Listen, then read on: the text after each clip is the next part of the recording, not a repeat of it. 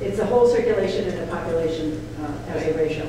And last year, Gary, where were we? I think around 5. And 5 per capita. And the reason we know this is because it's one of several measures, and many of them on these 4 pages are measures that we provide the city administrator as part of our citywide goals. I want to tell you that 5 is still very low. There are some cities now that are lower, and we think that's great because we were among the lowest in the country. But there are some that are, Brooklyn, where I was just before I came here, is at about 8. And Multnomah County, where I was before then, is the highest in the nation at about 22. So we have a ways to go. And that's part of the reason that Jennifer says we'll see our circulation continue to grow. As long as you keep getting us money for books. Okay. Because that really helps.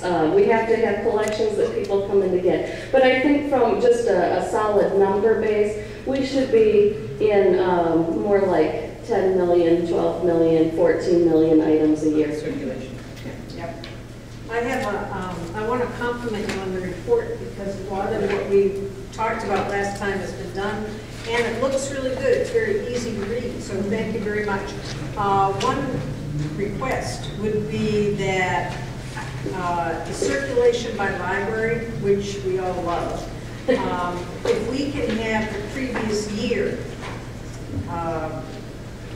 We give you the previous quarter in the bottom box, but you were asking by library. Yeah, that would be good. Well, you have it because we got it last year.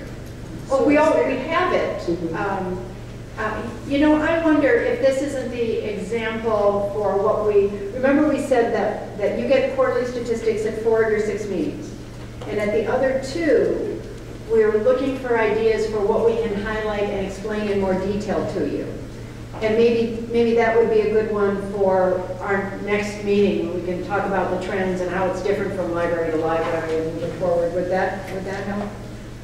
Well, I throw out the request, and it seems to me you're able to make the results better than the request. So whatever you decide. Thank you. We'll take that. Are we done now? Any more questions? Okay. Now I have a substantive question. It's just eyeballing it quick. There's only a couple of libraries that have stayed the same or gone down, like Anacostia from 15 to 11. Right. And I wonder if we've asked them, you know, are they running fewer programs? Was it closed? What? We are asking them, and we are trying to figure out what happened. We did have some staff changes that went on in the quarter, and sometimes it does take a while to get people back into their routines and promoting books and reading, and so that may have had an impact. That's about the only thing that Ms. Davis and I have come up with so far. But we'll be watching it, and yes, we do have those discussions. Great. So, go ahead. Have you given thought to how else you can draw teams into the schools other than going into, excuse me, sorry again. What other ways you can draw teams into the library? Well, Other than going into schools, whether social media, whether text, I mean, what peer leaders? Yeah, so one thing, we had some great news this year. We just had hired 22 new teams of distinction. And that is one of the things that was missing in this last year as well. We only had, I think, at the highest number since I've been here, 5. And so that, bringing in the new teams of distinction throughout the district is one of the ways not only do we support employment for teens, but we also are able to bring the teens in to help us develop programs to meet the needs of their peers. And also for it to be a cool place to be, quite frankly. And so that the teens see another teen, oh, you work at the library? Oh, why? And so the teen can say, well, because of this, this, and this, and you should come in because all these great things are going on. So that is one very specific way, and I think making sure that we engage them in helping us to develop our programming always helps us to bring more teens into the library, as well as partnerships and other opportunities throughout the community that lots of staff in the room are working on. Thank you. Jennifer, expanding on that very question, as an educated guess, what would the 2011 figure be if you excluded the classroom visits? If we excluded what? If you excluded the 2011 classroom visits? We probably have that. We could probably get that for you at another time. Yeah, we do have that, so we can certainly look at that number for next time we get to that. I might have it with me, in fact, but we'll take more questions while I'm looking. While you're looking, I'm going to say one more thing about teen use of our libraries. It may be a matter of how we measure it, because there are a whole lot of our libraries, and if you go in the hour after school is out, they are jammed. And it's primarily teens that are there, and I see the branch managers, many of them nodding their heads, knowing that that's in fact the case. They may not check out books. They may use our computers, but we don't count them as teens doing so when they're doing that.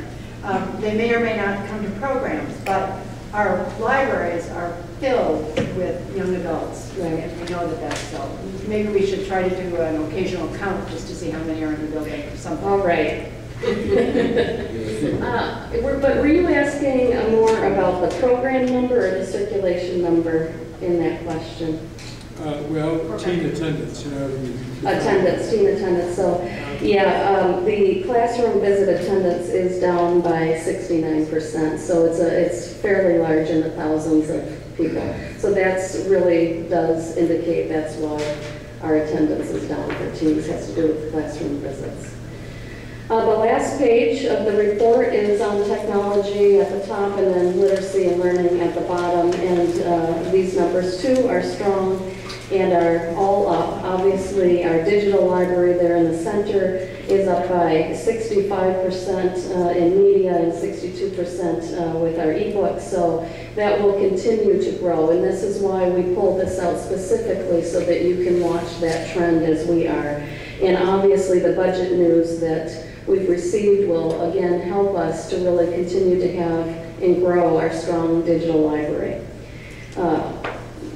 If you look at the bottom, we tried to highlight for you some specific services with our adaptive services, which, as we know, we provide some of the most robust and extensive services in this area in our nation. And we've heard from Venetia recently about that, and she continues to do good work with her staff there.